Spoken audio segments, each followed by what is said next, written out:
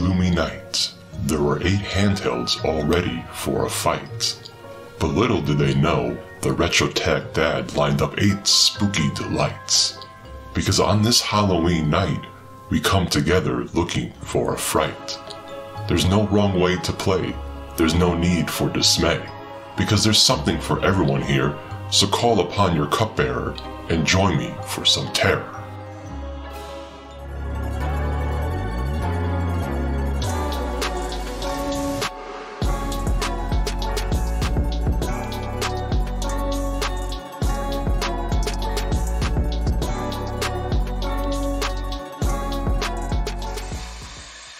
Let's start off with the biggest and baddest of all the handhelds and talk about the action-adventure thriller Alan Wake. This is the first time I'll be talking about this game on the channel despite featuring Alan Wake's American Nightmare in the past. Alan Wake certainly isn't a new game, but it is truly a fantastic game that I completed way back on the Xbox 360. It comes to us from Remedy, who is also known for their Max Payne games and more recently Control. It's a good time to put the spotlight on this game as it will finally be receiving a sequel sometime next year. The other great thing about Alan Wake is that it is truly accessible for many gamers, appearing on tons of platforms, so there are multiple ways to enjoy this fantastic game, and it's a great way to celebrate this spooky time of year. The Steam Deck shown here has absolutely no issues running this game, and is a very nice fit for the handheld. So pull up a chair and sit yourself in front of a fire with some headphones. It's definitely going to be a great experience. I am excited to finally talk about some Switch games on my channel and feature the Switch with some gameplay. Now you're probably thinking this is hardly a scary game, but what may not be spooky for us is certainly not holding true for our friend Luigi here. The third entry in the series appearing exclusively on the Nintendo Switch is as expected a fantastic entry in the Luigi Mansion series, first appearing way back on the GameCube as a new franchise. Now if you're familiar with the franchise, there is a lot of the classic gameplay that we know and love from the series. For Luigi's Mansion 3, there is a co-op and multiplayer mode that is great if you're wanting to have some others join in on the Halloween celebration. This is a perfect one to play with your kids.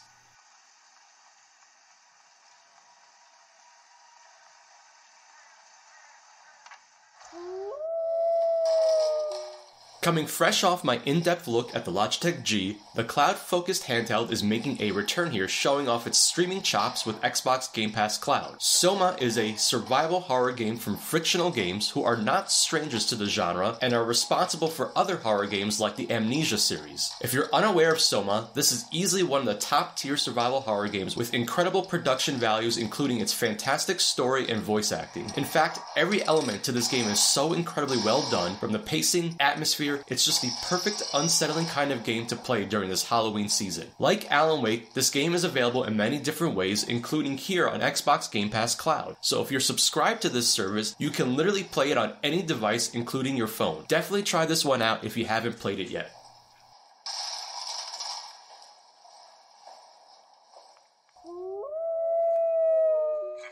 So my next entry is not so much about the jump scares and unsettling atmosphere. Instead, this is just a great game that really captures the spirit of the holiday with fantastic set designs and a really cool main character. Pumpkin Jack is actually a 3D platformer featuring Jack, the Pumpkin Lord, who, as I mentioned, is a pretty cool main character that has companions like a crow help him out along the way. This is a very solid 3D platformer, so for those who may not be into games like SOMA or Alan Wake, this is a nice change of pace, and again, it's one that kids will enjoy but adults will love for obvious reasons. The first time I played and finished this game was on Switch, which it is on sale over there, but I managed to pick up a cheap Steam key so I could play it here on my Win600 or Steam Deck. It's well worth the price of admission and is also available on multiple platforms, giving gamers a choice of where to play. This one comes highly recommended, especially for platforming fans.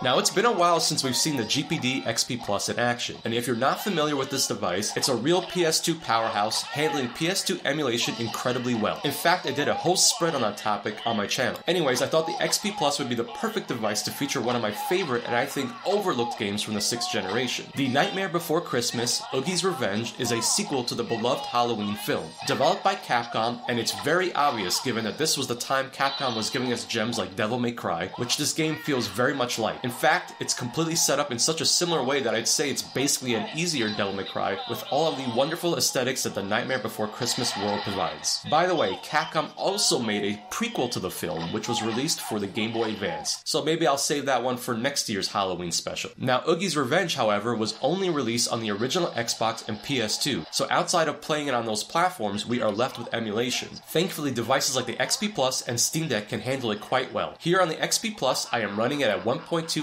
native resolution, and it has no issue staying locked at 60 frames per second.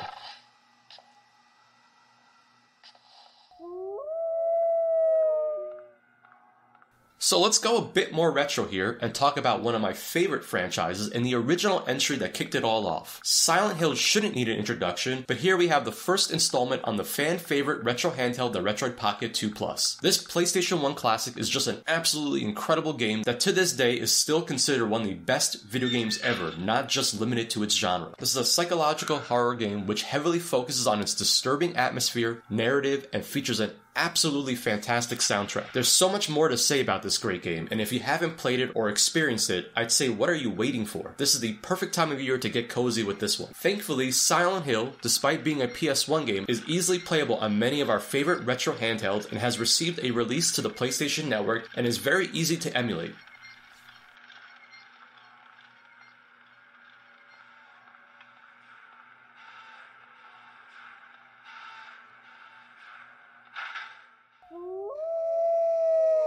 So it seems like a natural transition to the Retroid Pocket 3, and so I decided to check out a PSP title which makes use of the widescreen available on this handheld. Continuing with the survival horror genre, Obscure: The Aftermath is actually the sequel to the original Obscure game. However, this is the only version that was released on PSP, and it was a port that came after its original release on PS2 and PC. This game also has some great atmospheric environments, but with a little more campiness in the cutscenes and voice acting. However, it's still a very solid and fun game and looks really great considering this was a PSP title. The Retroid Pocket 3 doesn't get a lot of consideration when it comes to PSP emulation. However, it does a mostly good job here running at native resolution with occasional hiccups that could be ironed out with a little more tweaking.